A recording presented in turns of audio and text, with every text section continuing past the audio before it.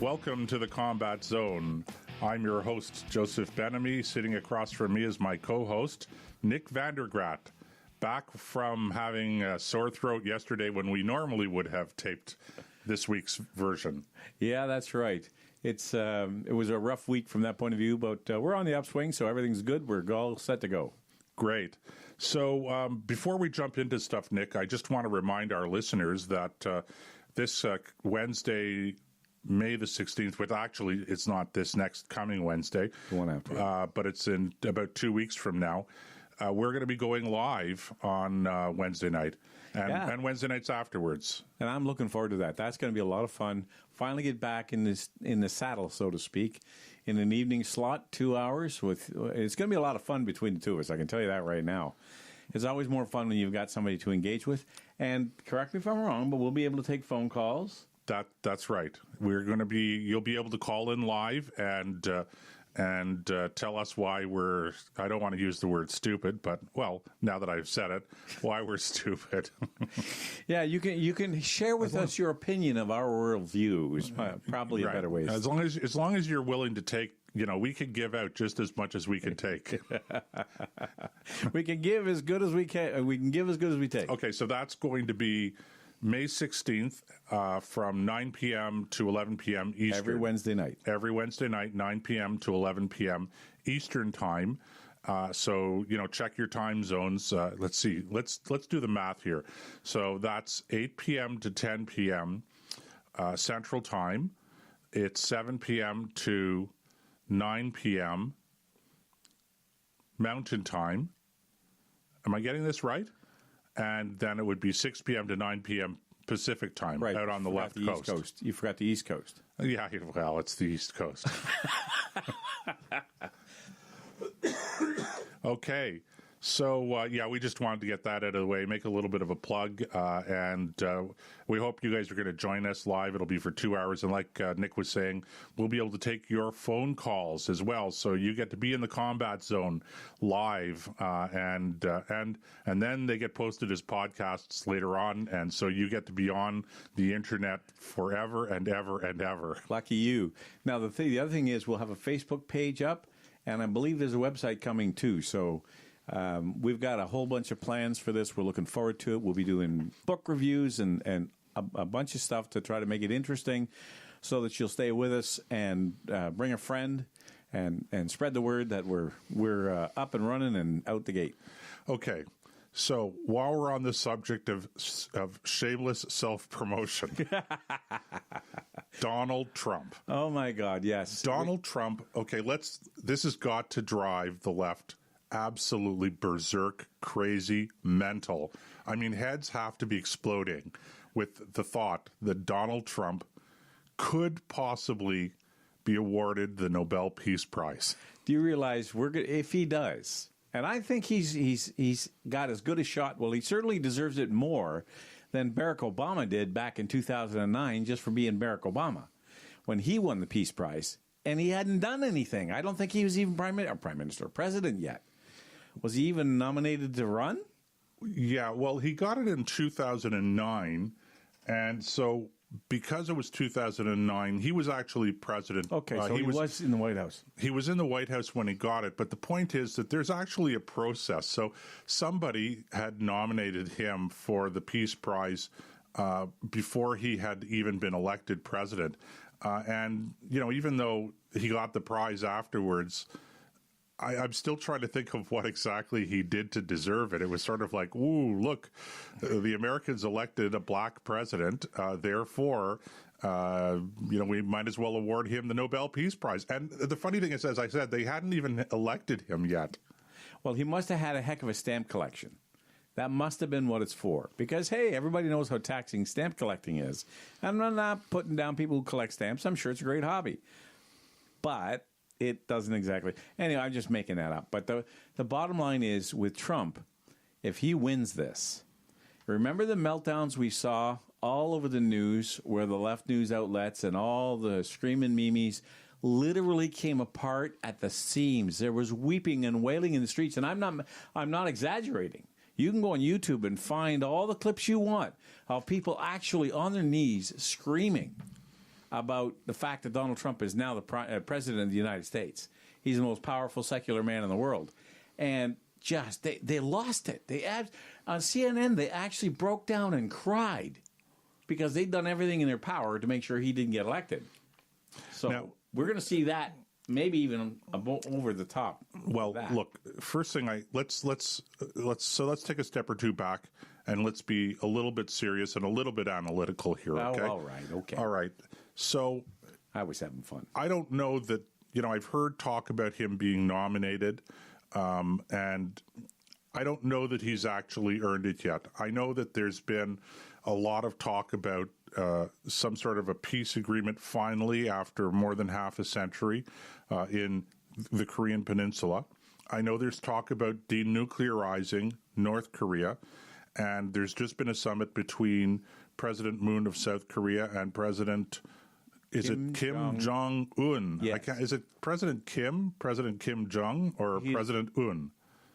I don't remember now because I don't know if it's backwards or not. I'm still tempted to call him the Little Rocket Man. The Little Rocket Man. Yeah. So they just had their summit. Everybody's making nice. They're shaking hands. They're embracing. They're kissing one another's cheeks. Okay, sounds good. But it's a little premature. I'm kind of feeling that we've been down this road before, both with George W. Bush and with, before that, President Clinton. There were agreements, there were signed agreements, there were solemn undertakings by the North Korean government that in the end they just ignored. They just broke. So let's just say the jury is still out. If this turns out to be real, I think that's great. It's good for world peace. Yep. It's only one piece of the puzzle. Yep. Especially in that part of the world, because I think in that part of the world, the real elephant in the room, if I could use that term, is China. Yeah. But certainly, why do you want to have a rogue regime like North Korea doing the kinds of things that they're doing? So I think it's great. I think it would be great, but the jury's still out. So if I'm going to criticize the Nobel organization for awarding the Peace Prize to Barack Obama before he actually did anything, I guess in fairness, we have to just sort of say, let's not get too excited. Let's hit the pause button and let's not start, uncorking the champagne bottles and celebrating Donald Trump, although it would be so sweet. Oh, it would. So you're from Missouri, the show me state. Don't tell me show me. Yeah, well, philosophically anyway. I'm not actually from Missouri, but... no, but that's the mentality. That's how they say it, right? Missouri, not Missouri. Missouri. Yeah, I've been down there enough to know how they say it. I know. Yeah. Missouri. You're in Missouri, in Arkansas. Did you ever haul anything into Missouri? Oh yeah. Yeah. St. Louis and God, I think St. Louis was the main city that I was in and out of, and that was GM Auto Parts. Yeah. When I was driving out of Southern Ontario. GM Auto Parts. No, GM Auto. I thought you said GMO Parts. No. That's a completely different kettle of fish. But I've done that a few times. It's a long drive, believe me. From Talbotville, Ontario to St. Louis, Missouri is about 1,100 miles. Really? Yeah, I did that one day. So, and my favorite president, Harry Truman from Missouri. Is he? Yeah, he's my favorite. I know he's a Democrat. Okay, but that doesn't really mean much. Back then, Democrats were pretty conservative themselves, and I actually think that Harry Truman was probably, amongst, if not in the 20th century, if he wasn't the best foreign policy president that the Americans had, he was right up there. It was Harry Truman that desegregated the federal public service and the military in the United States. Ironically, the military and the public service had already been desegregated after World War I, but that's not what I meant, obviously, after the Civil War. I mean, that was the result of the Civil War. Right. And the president, President Grant, was extremely active in promoting racial equality in the United States when he was in office. So the federal public service in the United States was actually desegregated, as was the military, and it was, are you ready for this? It was President Wilson who resegregated the federal public service. That doesn't surprise me at all. So Wilson was a disaster as far as the president was concerned. And politically speaking, the father of progressivism in the United States, the political father. Very heavily influenced by Marx, by Lenin, and by a guy called Hegel. And Hegel is the grandfather of all this kind of Hegelian economics. And the basic understanding of Hegelian economics is that as a society grows, the government must grow with it and must become more intrusive to the benefit of the people. And that's why you had governments grow and expand, because of this Hegelian belief that the government had to be all things to all people. And that's where the great problem with it is. And it all goes back to this guy called Hegel back in the 1840s. I'll say 48, but I'm not sure of my dates. And he influenced Marx, who wrote Das Kapital, which was horrible reading if you've ever tried to read it. He influenced Lenin and Trotsky and a little more modern version of communism, but it fails every time it's tried because central planning doesn't work anything bigger than a town. It just doesn't work. So let's get back to Trump and the Peace Prize and the South and the Korean Peninsula, and maybe just a little bit of moving aside or segueing into a different topic or a related topic. This past week, Benjamin Netanyahu, the Prime Minister of Israel, goes on live television in Israel and makes a presentation about this trove of intelligence, of documents that the Israelis have been able to obtain, this top secret confidential cache of documents detailing Iran's nuclear plans and its technology, etc. And next week, because today is May the 3rd, so next week, the President Trump, is required to recertify, at least this is how I understand it, the American participation in the accord that Iran signed with the United States when Obama was the president, and a number of other countries. And Trump has been indicating, certainly he said that he thought the deal was a bad deal, and lately he's been indicating that he's not going to certify it, which means that he's going to pull the United States out of the agreement, with whatever the consequences are of that. And the way it ties back into the whole Korean Peninsula discussion is that part of the problem is, how do you verify that the countries that you've actually made these agreements with are actually following through with their agreements? And that was part of the problem. That was the problem, actually, with North Korea, is that under Clinton, the Americans came to an agreement with them in order to stop, quote unquote, the nuclear development program. Peaceful nuclear power was the term. And the same thing under George W. Bush. So unless there's a way that you can really verify, and I can't remember who it was, I think it was Kennedy who said trust but verify. How do you actually verify? Maybe it was Reagan. I think Reagan said that in Iceland. Maybe they both said it. Yeah. I mean, it's just common sense when you think about it. Yeah, we trust you, but we're going to check anyway. So how do you do that? And I think that's the really big question. It is, and you're right. It's a very difficult thing to do. I mean, have you ever seen it's not an animated movie, but a kind of like a minuet dancing puppet movie called Team America? No, I haven't seen it. It's funny. It's not for kids. There's a lot of swearing in it. But there's a scene where Hans Blix goes in to talk to Kim Jong and whoever the leader was at the time, I think it was. And he's telling him he's not very happy that he can't get into all these places. Well, what are you going to do about it? Well, we're going to write you angry letters and tell you how happy you are. And he laughs and he says, oh, yeah? And then what? He said, then we'll write you more letters to tell you how unhappy we are. And he ends up dropping the guy into a fish tank and watching him get devoured by a shark. But anyway, it's kind of a caricature of this whole situation where you have no real way, because you're in somebody else's backyard. They know the lay of the land, you don't. They know what facilities they have, and they're going to show you only what they want you to see. So unless you have complete autonomy to go anywhere you want, anytime you want, there's no way to know whether they're living up to their end of the deal. And North Korea is a lot of things, but 100% trustworthy isn't one of them. Okay, there's something else that's on my mind that I want to talk about. It's a little more local. It's here in Ontario. The leader of the PC party, Doug Ford, came out or was revealed in a video that he wanted to solve affordable housing in Ontario by opening up, as he put it, large chunks of the greenbelt.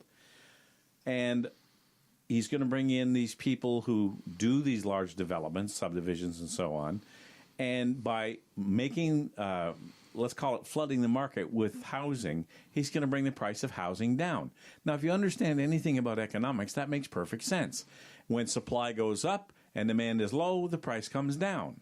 And the reverse happens when you have a tight supply and a high demand, the price goes up. Right. And that's the situation a lot of people have painted themselves into the corner psychologically in. They want these sacred green spaces, but they don't realize that by doing it, they're harming the very people they're trying to help, because where are you going to put them? Right. Well, let's just clarify what we mean by greenbelt, because it's exactly what it sounds like. You have a city, an urban area, and then you take the property around the urban area and you designate it as a green belt around the urban area, and you restrict any kind of development in that area. So if you were to look at it from a satellite photo, you would actually see that there's this, you have the urban area, then you have a green belt around the urban area, and then you have suburban outside of that. Right. So it doesn't really, and so that's what it is. And what Doug was talking about doing, which I agree with, was allowing some development in the green belt, a limited amount of development, and opening a discussion about that for the purposes that you said. I don't know whether it would be successful or not, but from a macroeconomic point of view, the argument is very sound. Yes. So let me tell you what I think about greenbelt to start with. Be my guest. I think they're stupid, because we have in this part of the world, we have urban planning, and urban planning allows for lots of green space within the urban area. We don't actually have to have a belt around the urban area that's designated green. And then because the urban area can no longer support the growth of the population, you jump beyond the green belt and you start with the urban sprawl beyond the green belt. Right. So I just think that the whole idea of a green belt is it's complete and utter nonsense, and it's predicated on the belief that somehow or other we're going to be able to contain urban sprawl. We can't. You know, the city of Toronto is growing by leaps and bounds every year. We're bringing into Canada now something like 350, 400,000 people every single year. And for a country the size of Canada, the population, that's a lot of people to bring in. It is. Yeah. And the bulk of these people are settling in Toronto. So how do planners in Toronto, politicians in Toronto, realistically expect that you can't contain urban sprawl? And in fact, they haven't contained urban sprawl. So, but what was it that Doug, this is the thing that's really got under my skin. Well, the press got a hold of that video and went berserk, said he's going to destroy the green belt, and people, all the lefties went crazy, and Doug said, the people have spoken, we're not going to touch the green belt. Then why did you, instead of saying, wait a minute, what's your plan then? You know, flip it back on them and say, if you don't want me to do this, what do you propose to do with 300,000 people every year for who knows how long? Where are we going to put them? We can't stack them up like cordwood unless you want 40-story skyscrapers in Toronto, and nobody wants that. So I got to do something, and the green belt it's foolish to leave that land lay there.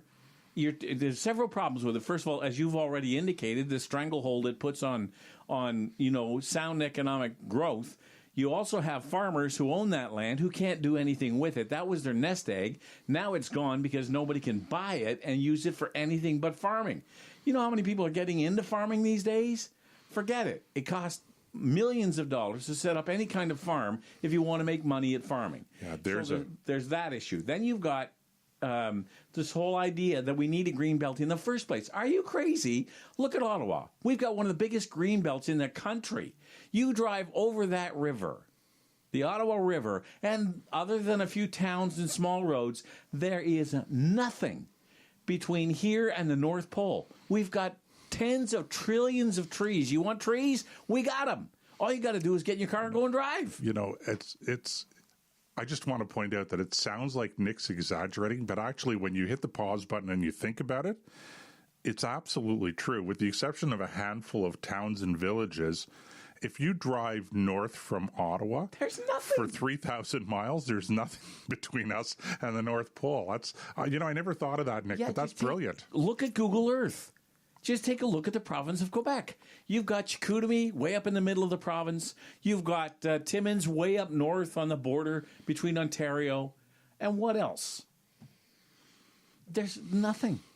There's a collection of a few small towns. And I'm not putting down the people who live there. Okay. But the reality is there's nothing. So am I the only person that is frustrated that a guy like Doug Ford, who is...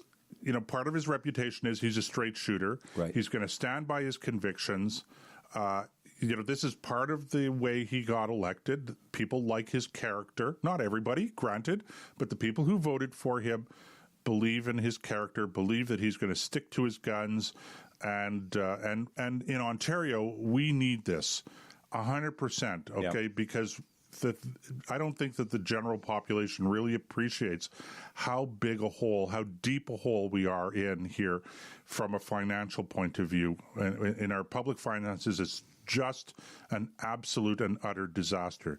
Well, so this is a great idea. And he's not saying we're going to get rid of the greenbelt.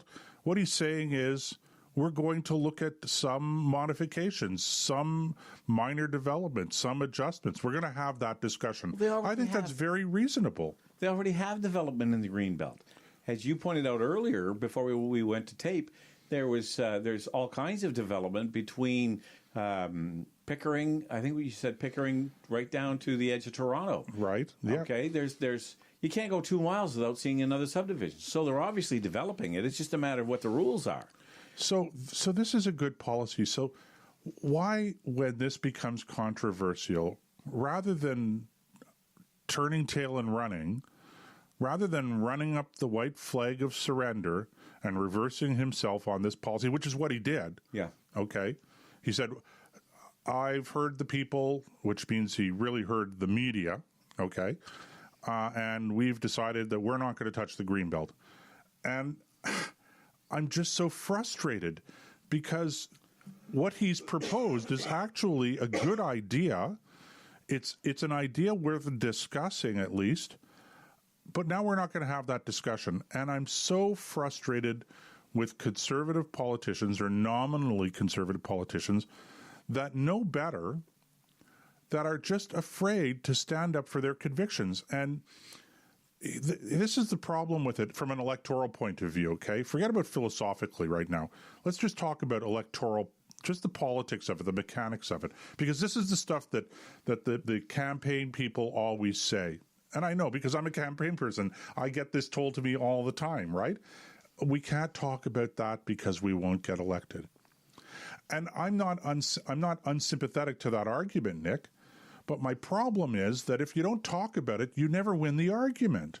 And that's the bottom line here, is that if you want to win the argument, which is the way that you have electoral success in the long run, right, you first have to make the argument. You may not win the election all the time. You're going to lose votes by taking a stand. But by not taking a stand, you lose votes because there are a lot of people that get frustrated and go, well, what's the point? They're all the same. Right. And they don't vote. And there's a lot of people in this country. Look at the voting turnout. There are a lot of people, not just in this country. I suspect that that's a very big issue across in most modern democracies. Yeah. So they don't stand for anything. And people who know better go, yeah, but if... Or more appropriately, people who don't know better look at the arguments that are being made and they go, well, the Liberals must be right. They must be right because conservatives agree with them. Climate change. What we have is, and I want to get into that too, but what we have is you've got three parties who are all preaching from the same Bible, just one wants to do it more efficiently than the other. And that's what the argument comes down to. It's like, I don't want to touch health care. That's a sacred cow. Instead of saying, look, we need to look at everything we spend money on. There are no sacred cows. And take on that argument. Will you win in the short term? Probably not.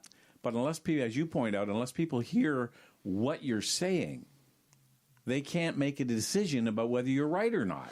But I'm convinced that if you make the arguments, in fact, people will vote for you.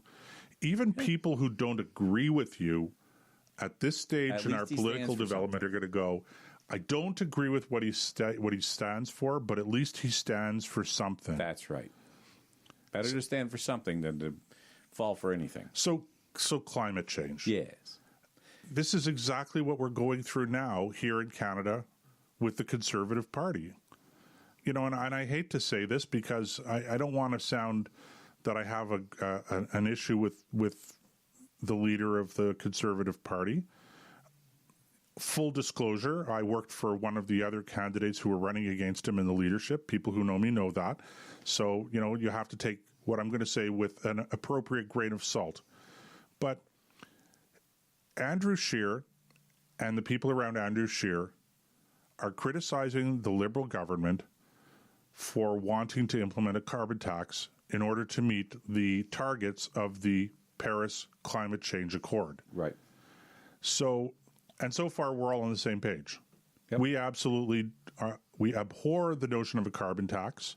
We abhor the notion of cap and trade. We think these are all silly, gobbledygook policies. But then the Conservatives turn around and they promise to meet those goals without a carbon tax.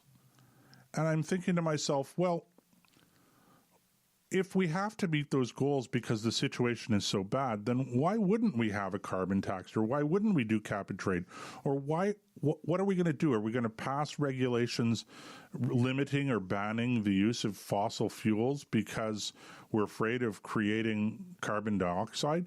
So what they're doing is they're essentially affirming the premise of the argument on man-made climate change, and then they're going, but we don't have a policy to meet those goals. I'm just shaking my head, and I'm going, why don't you just stand up and say what I know you believe, because I know these guys.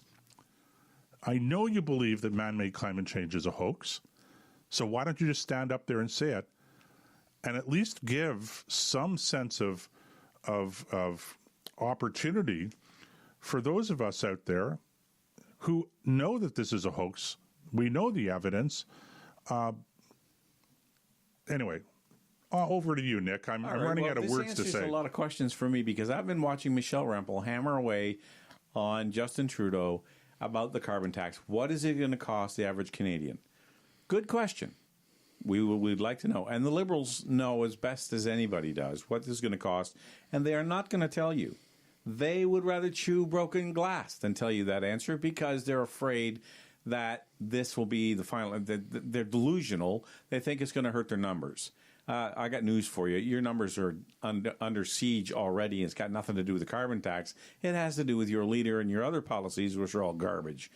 But anyway, the point is, I posted something on Facebook, and I said, why doesn't somebody in the opposition just stand up and tell these meatheads that global warming is a hoax and that carbon dioxide is not poison, it's not pollution, it's plant food?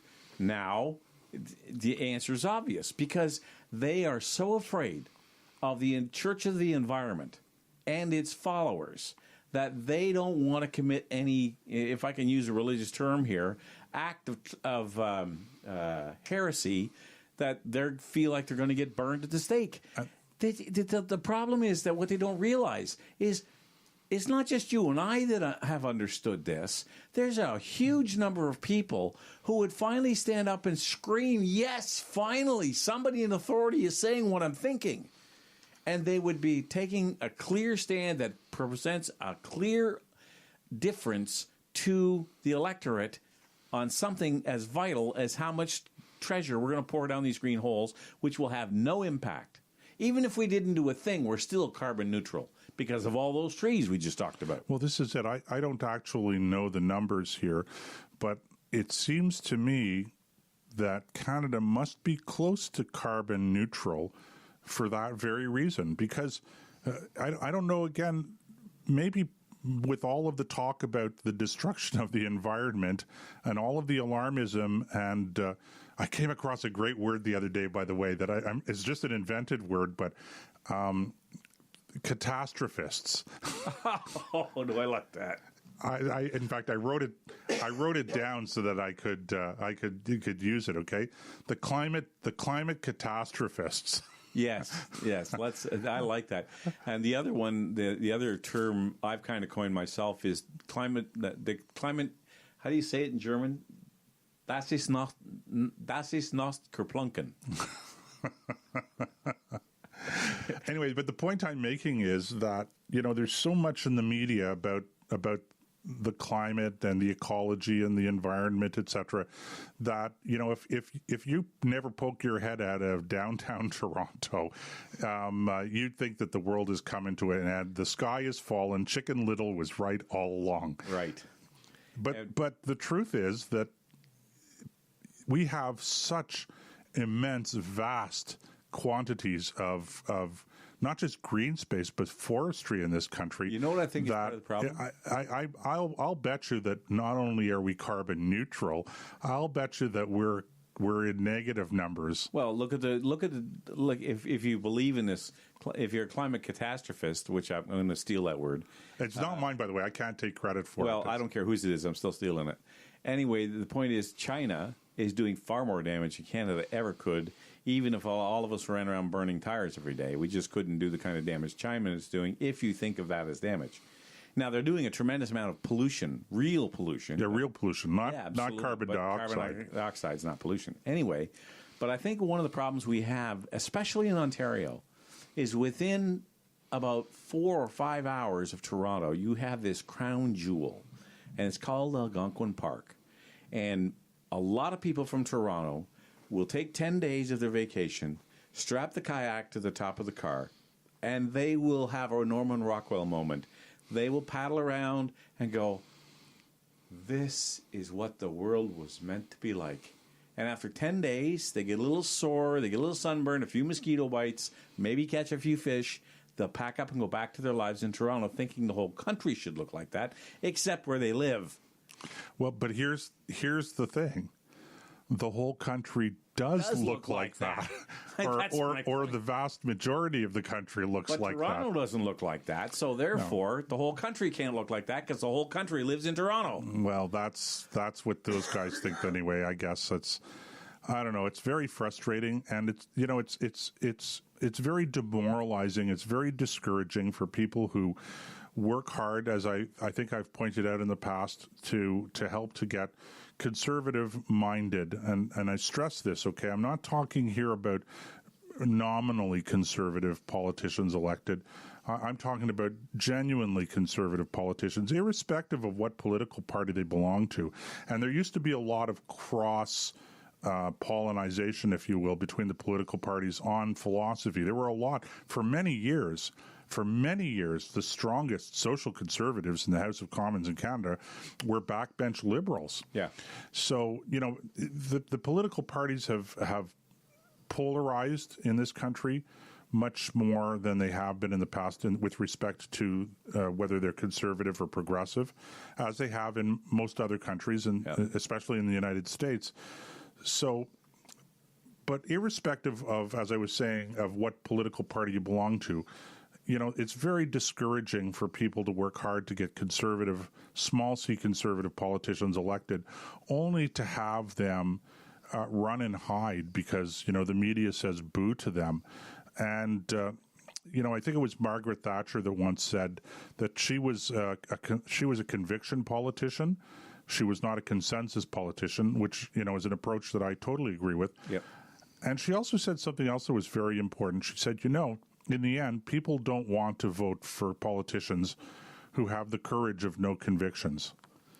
And that's what I find is too prevalent in politics in this country, and in conservative politics in this country, it's very easy for those of us who identify as conservatives to point the finger at Justin Trudeau or at activists like David Suzuki, and say, oh, bad people, look what you're doing. But, when we're in power, okay, what are we doing that's really significantly different on a number of these things? And not to monopolize the time on the show here, but let me just remind you that virtually all of the Supreme Court justices in Canada who voted unanimously to legalize physician-assisted suicide, euthanasia, a couple of years ago, that virtually all of them were appointed by a conservative government.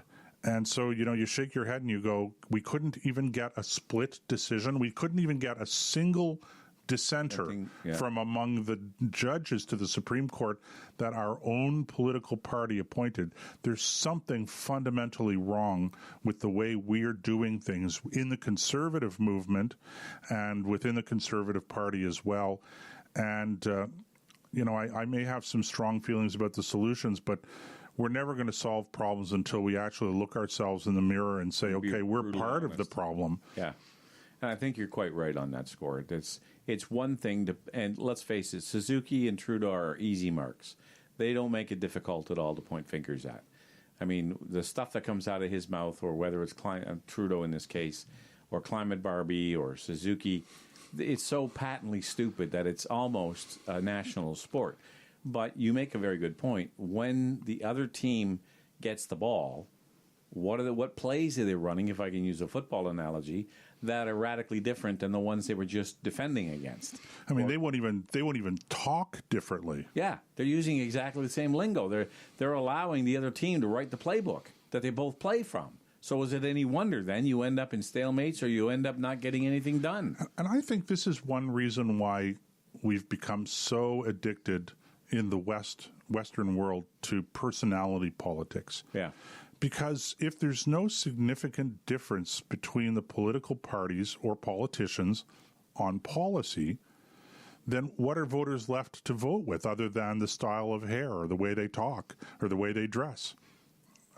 Well, this is a long cry from Winston Churchill, Thatcher, and Reagan, that's for sure. Those were politicians of substance.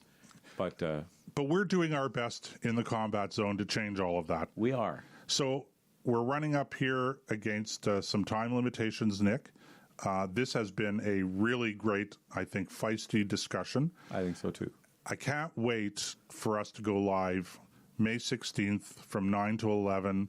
That's a Wednesday night. And for Wednesday nights thereafter, 9 to 11 Eastern time. Daylight time, yeah. And taking those calls so that, we get people calling us that think we're stupid and idiotic, and we can have that argument. We'll take calls that agree with us. We'll take calls, and it'll be from across North America also, by the way. Yeah. We're not just limited to politics and stuff, in cultural stuff and that in Canada. Well, I'm certainly hoping that the conversation broadens out a little bit into conservatism in general, not just political. Like, what does it mean to be a conservative in everyday life outside the world of politics? And there's all kinds of different threads we could follow. Okay, so don't forget to send us your comments at thecombatzone.ca. Let us know what you think, and we'll catch you next time around in the Combat Zone.